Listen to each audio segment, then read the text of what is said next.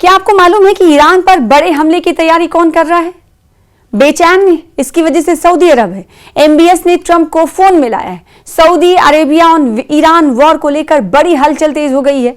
America और Iran के बीच बढ़ते सैन्य तनाव के बीच सऊदी अरब ने ईरान पर अमेरिका के संभावित बड़े हमले की योजना को लेकर गंभीर चिंता जताई है।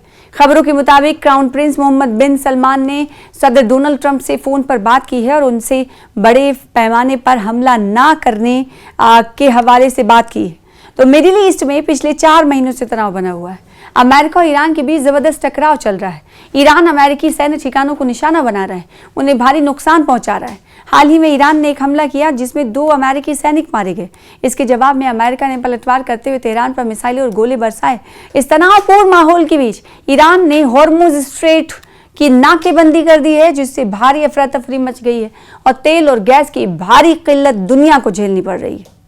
जॉर्डन पर हमले के बाद दोनों देशों के बीच तनाव दरअसल बढ़ गया। जॉर्डन में अमेरिकी मिलिट्री बेस पर ईरान के मिसाइल हमले और हॉर्मुज में शिपिंग में रुकावट के जवाब में ट्रंप बहुत सख्त रुख अपना रहे हैं। वो आने वाले दिनों में ईरान की एनर्जी सुविधाओं पर बड़े हमले करने पर विचार कर रहे हैं। इस बात की जानकारी रखने वाले एक और जराये ने बताया है कि क्राउन प्रिंस मोहम्मद बिन सलमान ने ट्रंप से हमलों को रोकने की अपील की। हालांकि व्हाइट हाउस और वॉशिंगटन में सऊदी दूतावास दोनों ने ही इस मामले पर कोई टिप्पणी करने से इनकार कर दिया है।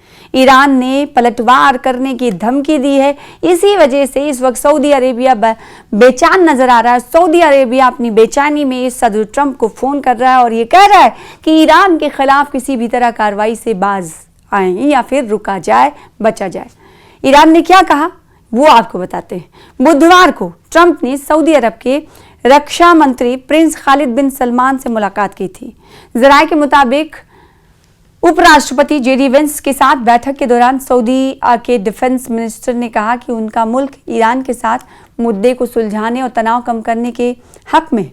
वहीं ईरान ने धमकी दी कि अगर अमेरिका हमला करता है तो वो इजराइल और खाड़ी देशों में एनर्जी और इंफ्रास्ट्रक्चर से जुड़े ठिकानों पर हमला करेगा। ईरानी विदेश मंत्री अब्बास अरागची ने शनिचर को सऊदी अरब और तुर्की के वज़ीर खारजा से बातचीत की। अपने टेलीग्राम चैनल पर जारी एक बयान में अरागची ने सऊदी विदेश मंत्री से कहा कि ईरान की सेनाएं अमेरिका इजराइल की किसी भी कार्रवाई या ऐसी कार्रवाइयों में इलाकाई देशों की भागीदारी का करारा और उचित जवाब देंगी।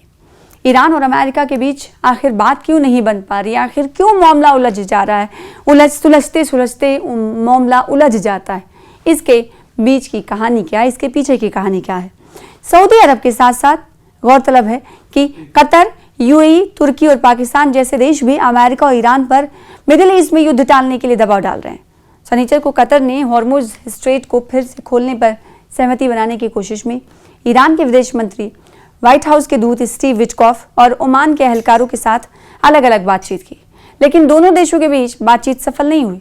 तो मौजूदा वक्त में हालात अमेरिका और ईरान के बीच इस तरह हैं कि कभी भी हालात तनाव शुदा हो सकते हैं या फिर यूं कहें इसमें तनाव बढ़ सकता है, क्योंकि सऊदी अरब बेचैन नजर आ रहा है, क्योंकि ईरान ने कहा है कि वो एक बार फिर से मिडिल ईस्ट को निशाना बनाएगा। हालांकि हॉर्मुज स्ट्रेट पर इस वक्त बताएं कि नाकेबंदी जारी है, शिप्स को आगे बढ़ने नहीं दिया जा रहा है, जो औद्योगिक शिप्स हैं उन्हें निकलने नहीं दिया जा रहा है, नाकेबंदी और सख्ती ज्यादा है। और अमेरिका ने कह दिया है कि हम बड़े हमला करने के लिए तैयार हैं। तो क्या ये माना जाए कि अमेरिका की बात ये सही है? इस रिपोर्ट के जरिए कुछ बातें आपने जानी, लेकिन इसकी वजह से सऊदी अरब अमेरिका के इस बात को लेकर बेचैन नजर आ रहा है और सऊदी अरब ये कह रहा है फोन करके डोनाल्ड ट्रंप को कि कोई बड़ा हमला ईरान पर ना किया जाए। ऐसी सूरत में ईरान मिडिल ईस्ट को निशाना बनाता है। तो ये पूरी रिपोर्ट है। मौजूदा वक्त में सऊदी अरब क्या सोच रहा है, अमेरिका क्या करने वाला है और दूसरी तरफ ईरान आने वाले दिनों में क्या करने का इरादा रखता है, ये पूरी जानकारी हमने आपको इस रिपोर्ट में जानकारी दी है। और क्राउन प्रिंस मोहम्मद बिन सलमान ने डोनाल्ड ट्रंप से तो ये कह दिया है कि हम चाहते हैं कि ईरान पर किसी तरीका का हमला ना हो। तो अब देखना ये होगा कि क्या डोनाल्ड ट्रंप की तरफ से इस पर अमल किया जाता है या फिर यूं कहा जाता है कि हम किसी तरह के हमले पर यकीन नहीं करते बशर्ते कि ईरान ये करे। और आपको याद ही होगा कि अगर किसी तरह की शर्तें लागू की जाती हैं अमेरिका की तरफ से तो उससे ज्यादा शर्तें लागू कर देता है ईरान। तो देखना होगा कि एमबीएस सऊदी क्राउन प्रिंस की तरफ से किए गए फोन का जवाब अमेरिका ईरान को देता है या फिर चुप्पी साध लेता है?